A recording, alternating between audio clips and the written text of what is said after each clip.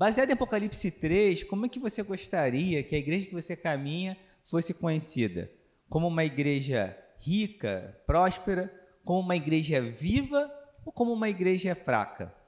Pensa aí numa resposta, né? Como que você gostaria de ser conhecido? Como uma pessoa rica e próspera, como uma pessoa viva, avivada ou como alguém fraco? Qual seria a sua resposta para essa pergunta? Bem, no texto de Apocalipse, a igreja que era rica, próspera, né, de excelência, era a igreja de Laodiceia. É aquela famosa igreja que ela não era nem fria, nem quente, né, mas era morna, e por isso Jesus a vomitava. No texto vai dizer sobre ela o seguinte: você diz estar rico, adquirir riquezas e não preciso de nada. Não reconhece, porém, que é miserável, digno de compaixão, pobre, cego e está nu.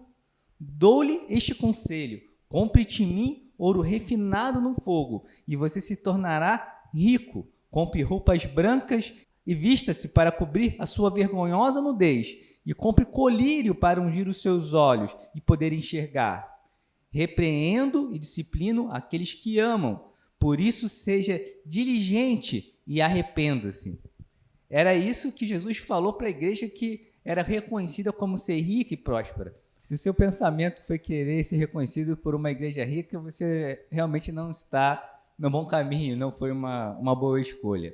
E aí talvez você possa ter pensado, como muitos pensam isso, e como seria normal, você pensa assim, não, eu quero ser a igreja viva, né? Do glória, aleluia, do fogo puro, né? Ou do worship, da adoração, da extravagância, da loucura total, Quem não quer ser reconhecido como essa igreja, né?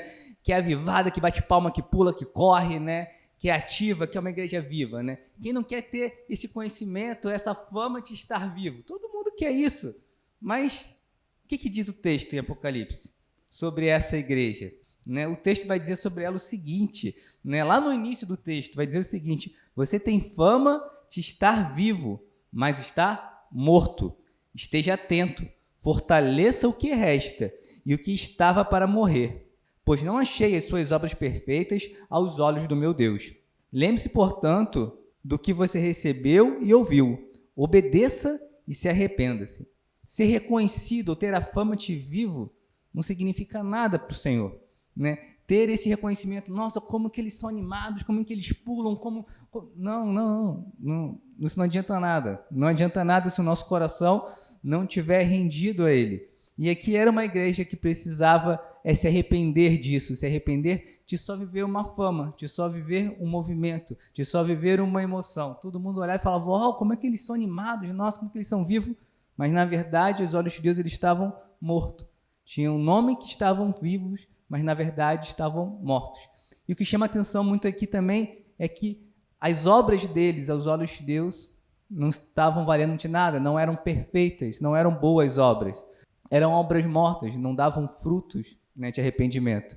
E se você pensou em ser reconhecido como uma igreja viva, com base no texto de Apocalipse, não é uma boa escolha, né? Lógico que a gente quer sim ser vivo, quer ter um coração quente, queimando por Jesus, mas o reconhecimento, a fama disso, não é um caminho, não é uma boa escolha. E afinal de contas, né, nesse texto de Apocalipse, qual que era a igreja fraca? A igreja fraca era a igreja de Filadélfia, né, que é talvez o texto que todo mundo mais gosta e se inspire quando fala de uma igreja. Sobre ela, o texto vai dizer o seguinte: sei que você tem pouca força, mas guardou a minha palavra e não negou o meu nome. Conheço as suas obras, e eis que coloquei diante de você uma porta que ninguém pode fechar. Venho em breve, retenha o que você tem, para que ninguém tome a sua coroa. Essa é a igreja, né, que era reconhecido por não ter força, que era reconhecido pelas pessoas em volta e pelo próprio Cristo, que era uma igreja fraca, que não tinha força. E no fundo a gente nunca quer ser reconhecido por isso. A gente quer ser reconhecido como os fortes, como os que são inabaláveis, né?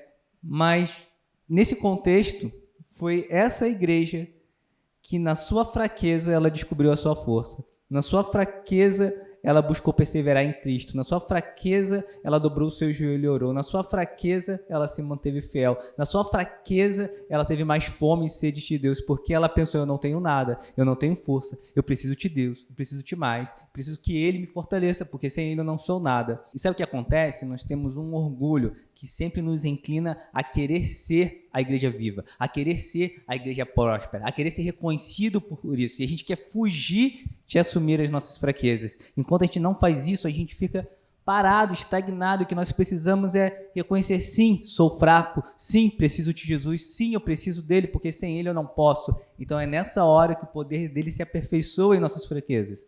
E é aqui que a gente viu isso nesse texto Apocalipse, nessa pequena reflexão, que tem um pouco aí de brincadeira, né? Porque se você não conhece o texto, é natural que você acabe escolhendo por instinto ali a igreja viva, ou talvez a próspera, mas no fundo, né, Deus também se importa com as nossas fraquezas, que a gente assuma essas fraquezas, que a gente assuma isso também para as pessoas que estão vendo. A gente tem que viver uma vida na luz, transparente, e Deus olhar para a gente e falar isso, cara, eu sei que você é fraco, mas eu sei que você guardou a minha palavra. Cara, isso é especial. A minha oração é que Deus venha falar isso para mim.